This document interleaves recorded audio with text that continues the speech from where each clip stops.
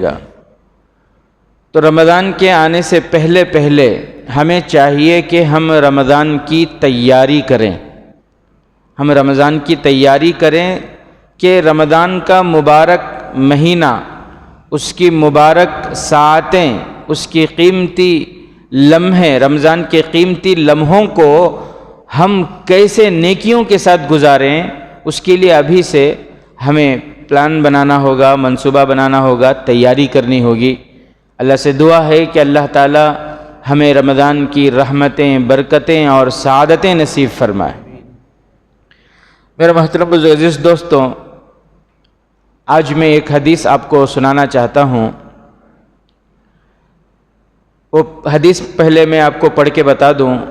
قال قال رسول اللہ صلی اللہ علیہ وسلم ثلاثۃ ظلهم اللہ تحت ظل عرشہ یوم لا ظل الا ظلہ۔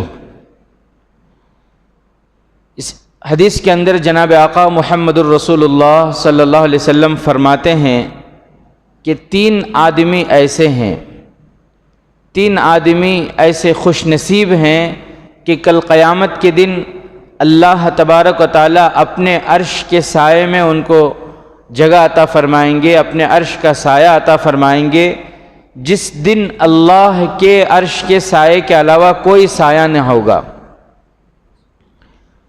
جب اللہ کے نبی صلی اللہ علیہ وسلم نے یہ فرمایا تو صحابہ نے پوچھا کہ اللہ کے نبی پیارے آقا، وہ خوش نصیب کون ہیں جن کو کل قیامت کے دن اللہ اپنے عرش کے سائے میں جگہ عطا فرمائیں گے؟ تو جناب آقا محمد الرسول اللہ صلی اللہ علیہ وسلم نے فرمایا من فرج علی مکروب من امتی واحیا سنتی۔ جناب آقا نے فرمایا کہ میری امت کا وہ شخص جو میری امت کے کسی پریشان حال کی پریشانی کو دور کرے، جو میری امت کے کسی پریشان حال کی پریشانی کو دور کرے۔ معاشرے میں بہت سے ایسے لوگ ہوتے ہیں، پریشان ہوتے ہیں، پریشان ہے، بچی کی شادی ہے، تنگ دستی ہے، شادی کا انتظام نہیں ہو رہا ہے، تاخیر ہو رہی ہے، لیکن دکھنے میں نہیں آتا۔ اسی لیے علماء نے فرمایا کہ لوگوں کے حالات معلوم کریں، لوگوں کے حالات کو سونگنا چاہیے، معلوم کرنا چاہیے۔ کیا وجہ ہے بچی کی شادی میں تاخیر کیوں ہو رہی ہے؟ بچی کی شادی میں تاخیر کیوں ہو رہی ہے؟ بھئی وہ کوئی اور نہیں ہے، وہ ہمارے معاشرے کا ایک فرد ہے، وہ ہمارے خاندان کا بھی کوئی ہو سکتا ہے، وہ ہمارے محلے کا، وہ ہمارے پڑوس میں رہنے والا کوئی فرد ہے۔ تو ہم حالات معلوم کریں، تاخیر کی وجہ کیا ہے، اگر معلوم کریں تو معلوم ہو جائے گا۔ تو اللہ کے نبی صلی اللہ علیہ وسلم نے فرمایا من فرج علی مکروب من امتی، جو میری امت کے کسی پریشان حال کی پریشانی کو دور کر دے۔ دیکھنے میں بیچارہ اچھے گھرانے سے معلوم ہوتا ہے، ظاہر میں دیکھنے سے، کپڑوں کو دیکھنے سے ایسا لگتا ہے ماشاءاللہ کھاتے پیتے گھرانے سے ہے، لیکن وہ متوسط درجے کے گھرانے سے ہے، مڈل کلاس سے ہے، تنگ دست ہے، غریب ہے، اور وہ عزت دار گھرانے سے ہے، وہ سوال کرنے کی ہمت نہیں رکھتا، وہ سوال کرنے میں بے عزتی محسوس کرتا، وہ سوال نہیں کرتا وہ۔ تو فرمایا معلوم کریں لوگوں کے حالات، اور لوگوں کے حالات معلوم کرنے کے بعد معلوم ہوا کہ یہ تنگ دست ہے، یہ پریشان ہے، یہ ضرورت مند ہے۔ معلوم ہونے کے بعد من فرج علی مکروب من امتی، معلوم ہو گیا، چپکے سے، تذکرہ کیے بغیر،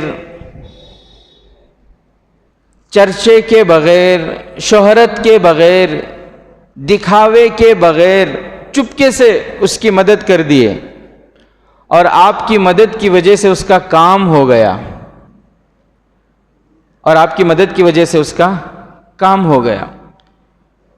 اسی کو جناب آقا محمد الرسول اللہ صلی اللہ علیہ وسلم نے فرمایا، من فرج علی مکروب من امتی، کہ نمبر 1 اللہ کے عرش کے سائے میں اس کو جگہ اللہ عطا فرمائیں گے اپنے عرش کے سائے میں جو میری امت کے کسی پریشان حال کی پریشانی کو دور کر دے، جو میری امت کے کسی پریشان حال کی پریشانی کو، یہ مثال کے لیے میں ایک بات بتا رہا ہوں، پریشانی کی کئی قسمیں ہوتی ہیں۔ کوئی قرضوں میں ڈوبا ہوا ہے، وہ بھی پریشان ہے۔ کوئی دکان میں نقصان ہو گیا، پریشان ہے۔ کہیں مال لگایا تھا تجارت کے لیے، پورا مال ڈوب گیا، دھوکہ ہو گیا، نقصان ہو گیا، وہ بھی پریشان ہے۔ تو پریشان کی کئی قسمیں ہو سکتی ہیں۔ تو پریشان حال کی پریشانی کو دور کر دے، اور پریشان حال کی پریشانی دور کرنا، کسی ضرورت مند کی ضرورت کو پورا کرنا، یہ بہت اونچا عمل ہے، یہ بہت محبوب عمل ہے، یہ بہت اونچا عمل ہے۔ میں آپ کو ایک واقعہ سناؤں۔ ایک بہت بڑے امام گزرے ہیں، حضرت امام احمد بن حنبل رحمۃ اللہ علیہ۔ کیا نام ہے؟ حضرت امام احمد بن حنبل رحمۃ اللہ علیہ، بہت بڑے امام گزرے۔ 4 ائمہ ہیں نا، 4 بڑے امام ہیں۔ نمبر 1 حضرت امام ابو حنیفہ رحمۃ اللہ علیہ، نمبر 2 حضرت امام شافعی رحمۃ اللہ علیہ، نمبر 3 حضرت امام مالک رحمۃ اللہ علیہ، اور نمبر 4 حضرت امام احمد بن حنبل رحمۃ اللہ علیہ۔ ابھی بھی جن کا مسلک مکہ مکرمہ میں جن کا مسلک چلتا ہے، جن کے مسلک کے مطابق وہاں کورٹ میں فیصلے ہوتے ہیں مکہ مکرمہ میں، وہ کون سے امام ہیں؟ ان کا نام کیا ہے؟ حضرت امام احمد بن حنبل رحمۃ اللہ علیہ۔ بہت بڑے محدث تھے۔ انہوں نے اپنے زمانے میں ایک کتاب لکھی، حدیث کی بڑی کتاب، اور اس کتاب میں انہوں نے 4000 سے زائد حدیثوں کو جمع فرمایا۔ آج بھی وہ کتاب ہمارے پاس موجود ہے، جس کا نام ہے مسند احمد۔ تو حضرت امام احمد بن حنبل رحمۃ اللہ علیہ کو اپنے زمانے میں معلوم ہوا کہ کسی دور ایک شہر میں، ایک گاؤں میں ایک بہت بڑے محدث ہیں جو حدیث کا سبق پڑھاتے ہیں۔ ان کا نام ہے حضرت عبداللہ ابن مبارک، بہت بڑے محدث ہیں، حدیث کا سبق پڑھاتے ہیں، اور ان کے حدیث کے سبق میں پڑھنے والے جو طلبہ ہوتے تھے 40,000 سے زائد ہوتے تھے۔ کتنے ہوتے تھے؟ 40,000 سے زائد۔ اور اس زمانے میں لکھا ہے کتابوں میں، ایک بات وہ بتا کر چلے گئے، وہ بات آخر تک پہنچنے میں عصر سے لے کر مغرب تک کا وقت ہو جاتا تھا۔ مائک کا زمانہ تو نہیں تھا۔ حضرت بتاتے تھے جتنے لوگوں کو سنے، تو وہاں کوئی مکبر ہوتا تھا، وہ پیچھے والوں کو بتاتا، وہ پیچھے والوں کو بتاتا، تو ایک بات یہاں سے آخر تک پہنچنے میں عصر سے مغرب کا وقت ہو جاتا تھا۔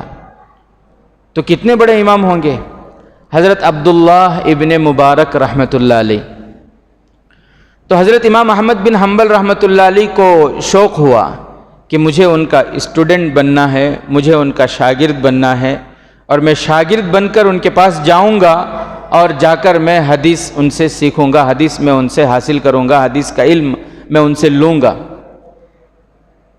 تو سفر شروع ہوا ان کا، لمبا سفر تھا، طویل سفر، مسلسل کئی دنوں اور کئی راتوں کا سفر کر کے حضرت امام احمد بن حنبل رحمۃ اللہ علیہ حضرت عبداللہ ابن مبارک رحمۃ اللہ علیہ کے پاس پہنچے۔ اور جس وقت حضرت امام احمد بن حنبل رحمۃ اللہ علیہ پہنچے ہیں، اس وقت حضرت عبداللہ ابن مبارک رحمۃ اللہ علیہ کسی کتے کو روٹی کھلا رہے تھے، کسی کتے کو روٹی کھلا رہے تھے۔ حضرت امام احمد بن حنبل رحمۃ اللہ علیہ دور سے آئے ہیں، لمبا سفر کر کے آئے ہیں، تھکے ہوئے ہیں۔ انہوں نے سلام کیا زور سے اور کہا کہ شیخ عبداللہ، میں آپ کا شاگرد بن کر آیا ہوں، آپ میرے استاد ہیں، میں آپ کے پاس حدیث کا سبق پڑھنے کے لیے آیا ہوں اور میں بہت دور سے آیا ہوں۔ حضرت عبداللہ ابن مبارک رحمۃ اللہ علیہ ان کی طرف توجہ نہیں دیے، ان کی طرف، وہ کتے کو روٹی کھلانے میں ایسے مشغول تھے کہ ان کی طرف دھیان ہی نہیں دیے۔ ایک روٹی کھلائے، اس کے بعد دوسری روٹی کھلا رہے ہیں۔ ادھر سے حضرت امام احمد بن حنبل رحمۃ اللہ علیہ فرماتے ہیں کہ میرے شیخ، آپ میرے استاذ ہیں، آپ میرے پروفیسر ہیں، میں آپ کے پاس پڑھنے کے لیے، حدیث کا علم سیکھنے کے لیے آیا ہوں، لیکن ادھر کوئی توجہ ان کی نہیں۔ وہ کتے کو ایک روٹی کھلائے، دو کھلائے، تین کھلائے، روٹی ختم ہو گئی یا کتے کا پیٹ بھر گیا۔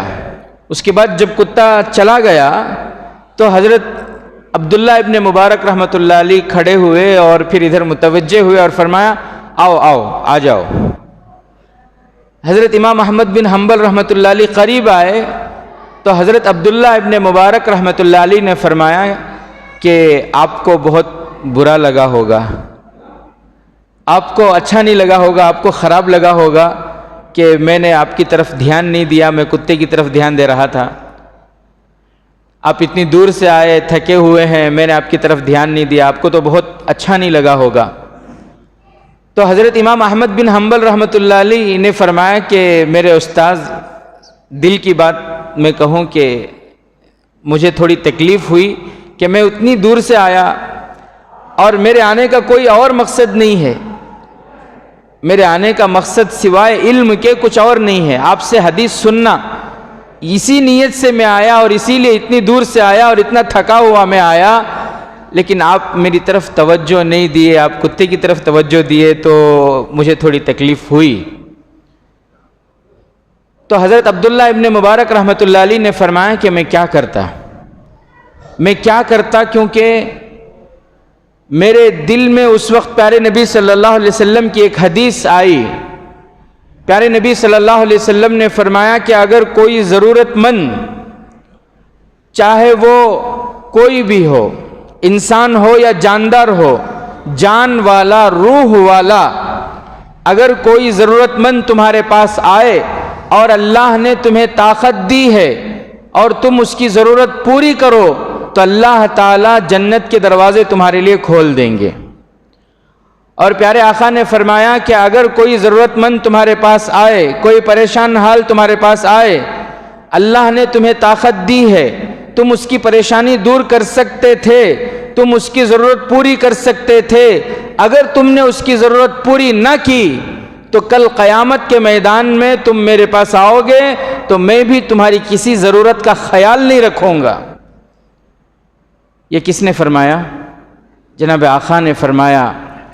اور پھر عبداللہ ابن مبارک رحمۃ اللہ علیہ نے فرمایا کہ احمد، مسئلہ یہ ہے کہ ہمارے گاؤں میں کتے نہیں ہیں، ہمارے اس شہر میں کتے نہیں ہیں، یہ کہیں اور کسی گاؤں سے بھٹکتا بھٹکتا یہاں آ گیا، بھٹکتا بھٹکتا یہاں آ گیا ہے، تو میں نے اس کو دیکھا تو میں سمجھ گیا کہ یہ بھوکا ہے، پیاسا ہے، بول تو نہیں سکتا یہ، اور ہماری بات یہ سمجھ تو نہیں سکتا، اپنے بھوک کو یہ بتا تو نہیں سکتا، میں سمجھ گیا کہیں بھٹکتا بھٹکتا یہاں آ گیا ہے، بھوکا ہے، پیاسا ہے، اور میں نے اس کو کھلانا شروع کیا۔ اب تم بتاؤ، اگر میں اس کو نہ کھلاتا اور کل قیامت کے میدان میں اللہ کے نبی مجھ سے پوچھتے کہ عبداللہ تیرے پاس ایک بھوکا کتا آیا تھا، تیرے پاس ایک پیاسا کتا آیا تھا، تو اس کے بھوک کو پوری کر سکتا تھا، تو اسے اس کی پیاس کو مٹا سکتا تھا، تو اسے کھلا سکتا تھا، پلا سکتا تھا، لیکن تو نے اسے کھلائے پلائے بغیر کیسے بھیج دیا؟ اگر کل قیامت کے دن اللہ کے نبی مجھے پوچھ لے تو میں کیا جواب دیتا؟ اور باقی تمہیں تکلیف ہوئی اس کے لیے میں معافی مانگتا ہوں۔ تو حضرت امام احمد بن حنبل رحمۃ اللہ علیہ وہ بھی بڑے محدث تھے نا، تو انہوں نے کہا کہ حضرت ٹھیک ہے، جو سبق لینے میں آیا تھا اب میں جا رہا ہوں، اب مجھے نہیں رہنا، میں جا رہا ہوں۔ تو حضرت عبداللہ ابن مبارک رحمۃ اللہ علیہ نے فرمایا کہ کیوں؟ آپ تو پڑھنے کے لیے آئے تھے، آپ تو طالب علم بن کر آئے تھے، شاگرد بن کر آئے تھے، اسٹوڈنٹ بن کر آئے تھے، آپ ابھی میرے پاس رہو گے، سیکھو گے، پڑھو گے، علم حاصل کرو گے، پھر جاؤ گے، ابھی آپ جانے کا ارادہ کیوں کر رہے ہیں؟ تو حضرت امام احمد بن حنبل رحمۃ اللہ علیہ نے فرمایا کہ جو سیکھنے میں آیا تھا وہ سیکھ لیا، جو میں نے اپنی آنکھوں سے دیکھا، ابھی جو علم میں نے سیکھا، آپ اتنے بڑے محدث ہیں، آپ زمانے کے سب سے بڑے محدث ہیں، اور آپ امیر المومنین فی الحدیث ہیں، آپ کا یہ عمل مجھے بہت کچھ میں نے سیکھ لیا، بہت بڑا علم میں نے سیکھ لیا، اب اس کے بعد کسی اور چیز کی مجھے ضرورت نہیں ہے، اور میں وعدہ کرتا ہوں کہ آج سے میں اس حدیث پر عمل کروں گا، مجھ سے جتنا ہو سکے گا میں غریبوں کی، یتیموں کی، مسکینوں کی، بیواؤں کی، لاچاروں کی، مزدوروں کی جتنا ہو سکے گا میں مدد کروں گا، آج سے میں ان کی خدمت کروں گا۔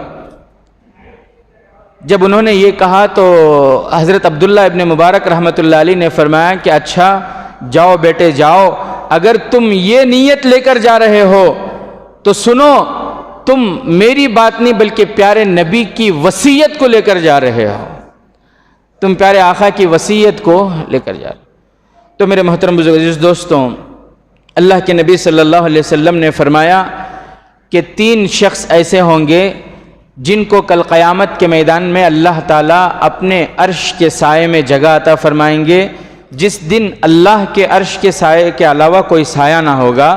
اس میں سے پہلا کون؟ من فرج علی مکروب من امتی، جو میری امت کے کسی پریشان حال کی پریشانی کو دور کر دے، جو میرے امت کے کسی ضرورت مند کی ضرورت کو دور کر دے۔ بے بات سمجھ رہے؟ دل سے دعا نکلتی نا ان کے۔ ہم لوگ تو دعا کی درخواست کرتے ہیں، کوئی اللہ والے آئے، کوئی بزرگ آئے، کوئی متقی پرہیزگار آئے، ہم ان سے ملتے ہیں، بڑی عقیدت سے، بڑی محبت سے ان سے ملتے ہیں اور کہتے ہیں کہ حضرت دعا کیجیے۔ بزرگ سے جب ہم ملتے ہیں، بہت سے لوگ بڑی عقیدت سے، بڑی تواضع اور عاجزی کے ساتھ، بڑی لجاجت کے ساتھ ان سے کہتے ہیں، ان کے ہاتھ پکڑ کر کہتے ہیں کہ حضرت اپنی خاص دعاؤں میں مجھے یاد رکھیے۔ بولتے کہ نہیں بولتے؟ یہ دعا کرانا، دعا کی درخواست کرنا، یہ بھی سنت ہے، لیکن سب سے بڑی سنت ہے دعا لینا۔ دعا کرانا، اس سے بڑی سنت کیا ہے؟ دعا لینا۔ کوئی پریشان حال ہے، آپ نے اس کو تھوڑا حوصلہ دے دیا، آپ نے اسے تھوڑی ہمت دے دی، آپ نے اس کی تھوڑی رہبری کر دی، آپ نے اس کو ساتھ دے دیا، آپ نے اس کی مدد کر دی، پھر اس کے دل سے جو دعا نکلتی ہے کہ اللہ جس نے میری مدد کی تو اس کی مدد فرما، اللہ جس نے مجھے ساتھ دیا تو اس کی دنیا اور آخرت کو سنوار دے، دل سے جو دعا نکلتی ہے وہ اثر رکھتی ہے، وہ بہت مؤثر ہوتی ہے۔ اسی لیے جناب آقا محمد الرسول اللہ صلی اللہ علیہ وسلم نے فرمایا کہ تم نے کسی کی مدد کی، کسی ضرورت مند کی ضرورت کو پورا کیا، کسی پریشان حال کی پریشانی کو دور کیا، اس پر تمہیں دنیا میں جو ملے گا وہ ملے گا، لیکن آخرت میں اس بنیاد پر، اس وجہ سے اللہ تعالیٰ تمہیں اپنے عرش کے سائے میں جگہ عطا فرمائیں گے۔ اللہ مجھے آپ کو عمل کی توفیق عطا فرمائے۔ تو پہلا یہ شخص ہوا۔ دوسرا وہ ہے جس کو کل قیامت کے دن اللہ تعالیٰ اپنے عرش کے سائے میں جگہ عطا فرمائیں گے، جو کثرت سے جناب آقا محمد الرسول اللہ صلی اللہ علیہ وسلم پر درود پڑھتا ہوگا۔ اور تیسرا وہ ہے جو پیارے نبی صلی اللہ علیہ وسلم کی سنتوں کو زندہ کرنے والا ہو۔ زندہ کرنے والا ہو کا مطلب کیا ہے؟ بہت سی سنتیں ایسی ہوتی ہیں جو امت کے اندر سے ختم ہونے جا رہی ہیں، جس کو لوگ چھوڑ رہے ہیں، معاشرے سے وہ سنت ختم ہوتی جا رہی ہے، ہمارے گھروں سے وہ سنت ختم ہوتی جا رہی ہے، امت کے اندر سے وہ سنت ختم ہوتی جا رہی ہے، لوگوں کی زندگی کے اندر سے وہ سنت ختم ہوتی جا رہی ہے۔ ایسے سنت کو زندہ کرنا، ایسے سنت پر عمل کرنا اللہ کے نبی جیسے مثال کے طور پر میں آپ کو بتاؤں، جیسے گھروں میں داخل ہونا، سنت طریقہ کیا ہے گھروں میں داخل ہونے کا؟ بسم اللہ پڑھ کر داخل ہونا، سلام کر کے داخل ہونا، اور جب گھر سے نکلیں تو سلام کر کے گھر سے باہر نکلنا، یہ سنت ہے۔ لیکن آج بہت سے لوگ گھروں میں داخل ہوتے ہوئے سلام نہیں کرتے، کہتے ہیں کیا جورو کو سلام کرنے شرم آتی حضرت، بولتے ہیں گھر والوں کو سلام کرنے میں ان کو بھی سلام کرنا ہے کیا شرم آتی ہے، بولتے ہیں۔ تو سلام کا رواج یہ ختم ہوتا جا رہا ہے۔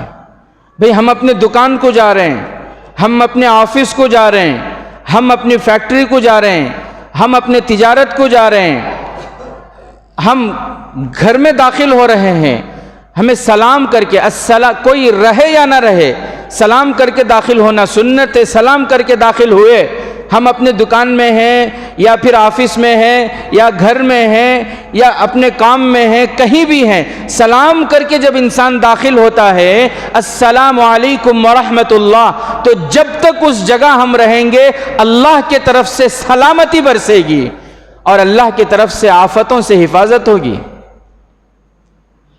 لیکن یہ سنتیں ہماری زندگیوں سے ختم ہوتی جا رہی ہیں، سلام کرنے کا رواج ہی نہیں۔ جو سلام کرتے ہیں وہ بھی زبان سے نہیں، خالی منڈی ہلا ڈالے تو بس نہیں باتتے، وہاں سے میں زندہ ہوں نو بھی میں بھی زندہ ہوں بس۔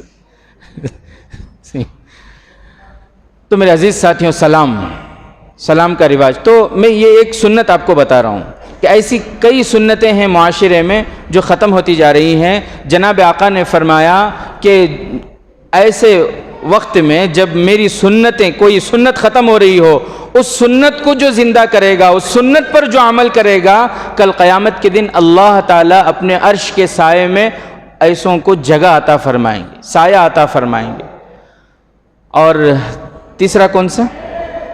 کثرت سے پیارے نبی صلی اللہ علیہ وسلم پر درود پڑھنا۔ آج جمعہ کا دن ہے، اگر ہم تھوڑی سی کوشش کریں تو ہم بھی ان خوش نصیب لوگوں میں شامل ہو سکتے ہیں، ہم بھی ان خوش نصیب لوگوں میں شامل ہو سکتے ہیں۔ کثرت سے پیارے آقا پر درود پڑھنا، جو کثرت سے پیارے آقا پر درود، اور کثرت میں آپ کو بتاؤں، بزرگوں نے لکھا ہے، علماء لکھتے ہیں، فرماتے ہیں کہ اگر کوئی بندہ روزانہ 300 مرتبہ اگر کوئی بندہ روزانہ 300 مرتبہ صبح و شام درود پڑھے تو وہ کثرت کے حکم میں ہے۔ صبح و شام کتنی مرتبہ؟ صرف 300 مرتبہ کثرت کے حکم میں ہے۔ اور ایک روایت میں جناب آقا محمد الرسول اللہ صلی اللہ علیہ وسلم نے فرمایا کہ سید الایام میں، سید الایام کون سا ہے؟ دنوں کا سردار، بولے نا دنوں کا سردار کون؟ جمعہ کا دن۔ سارے دنوں میں پیارے آقا محمد الرسول اللہ صلی اللہ علیہ وسلم نے فرمایا سارے دنوں میں سب سے افضل دن، سارے دنوں کا سردار وہ جمعہ کا دن ہے۔ اور سید الانام کون ہیں؟ سارے انسانوں کے سردار، ساری کائنات کے سردار، سارے نبیوں کے سردار، تمام انسانوں کے سردار کون؟ سید الانام حضرت محمد مصطفیٰ صلی اللہ علیہ وسلم۔ تو جناب آقا نے فرمایا کہ جو سید الایام میں سید الانام یعنی حضرت محمد مصطفیٰ صلی اللہ علیہ وسلم پر 3000 مرتبہ درود پڑھے، جمعہ کے دن کتنی مرتبہ؟ 3000 مرتبہ درود پڑھے، اور درود بھی بہت چھوٹی سی، بہت مختصر سی، بہت آسان، صلی اللہ علی النبی الامی الکریم۔ پڑھیں آپ میرے ساتھ، صلی اللہ علی النبی الامی الکریم، آسان ہے نا؟ صلی اللہ علی النبی الامی الکریم۔ جناب آقا نے فرمایا کہ جو جمعہ کے دن 3000 مرتبہ، ہر جمعہ کو 3000 مرتبہ پڑھے گا، اللہ کی قسم موت سے پہلے اللہ تعالیٰ اسے جنت میں اس کا جو مقام ہے وہ دکھائیں گے۔ جنت میں اس کی جو جگہ ہوگی، جنت میں اسے جو مقام ملنے والا ہے، اللہ موت نہیں دیں گے جب تک کہ اسے اس کا وہ مقام نہ دے دیں، نہ دکھا دیں۔ اس لیے پڑھیں گے بھائی کثرت سے۔ تو اللہ کی رحمت وسیع ہے، اللہ کی رحمت بہت وسیع ہے، اللہ کی رحمت بہت کشادہ ہے، بس ہمیں عمل کرنے کی ضرورت ہے۔ ایک صحابی دیہات کے آئے اور اللہ کے نبی صلی اللہ علیہ وسلم بیٹھے ہیں صحابہ کے ساتھ، آ کر انہوں نے 2 رکعت نماز پڑھے. 2 رکعت نماز پڑھنے کے بعد ہاتھ اٹھا کر دعا مانگ رہے ہیں, اللہم ارحمنی و محمدا ولا ترحمنی معنا ابدا. اے اللہ مجھ پر رحم فرما اور حضرت محمد مصطفیٰ صلی اللہ علیہ وسلم پر رحم فرما. ولا ترحم معنا احدا, اور ہمارے علاوہ کسی پر رحم نہ فرما, ہمارے علاوہ کسی اور پر رحمتوں کی بارش نہ برسا. تو ہمارے نبی صلی اللہ علیہ وسلم سنے تو ان کو بلائے, ادھر آؤ. اور بلا کر اللہ کے نبی صلی اللہ علیہ وسلم نے فرمایا کہ بھئی اللہ کی رحمت بہت وسیع ہے. اللہ قرآن میں فرماتے ہیں رحمتی وسعت کل شیء, میری رحمت ہر چیز پر غالب ہے. اللہ کی رحمت تو بہت وسیع ہے, بہت کشادہ ہے. تم نے بہت تنگ سمجھا, تم نے بہت تنگ سمجھا, بہت کم سمجھا تم نے. تو میرے عزیز ساتھیوں, اللہ کی رحمت بہت وسیع ہے. اللہ بہانے چاہتے ہیں, انسان کوئی بھی عمل کرے. اس کے علاوہ اور بھی بہت دوسری حدیثیں ہیں جن میں بہت ساری فضیلتیں ہیں, اور اللہ کے عرش میں سایہ پانے والوں کی جو ہے وہ فضیلتیں بھی ہیں. تو میں یہ ایک حدیث آپ کو سنایا جس کے اندر جناب آقا نے فرمایا کہ 3 خوش نصیب وہ ہیں, ایک پریشان حال کی پریشانی کو دور کرنے والا, اور ایک کثرت سے اللہ کے نبی صلی اللہ علیہ وسلم پر درود پڑھنے والا, اور ایک بولیں بھول گئے, سنتوں کو زندہ کرنے والا. چلو کہیں سے آواز تو آئی, ورنہ اکثر کیا ہوتا ہے گرم گرم پانی نہا کے آتی نا, کیا کی بول رہی ہے, اچھا بول رہی ہوں تش معلوم, وہ یہاں سن کو یہاں چھوڑ ڈالنا سے.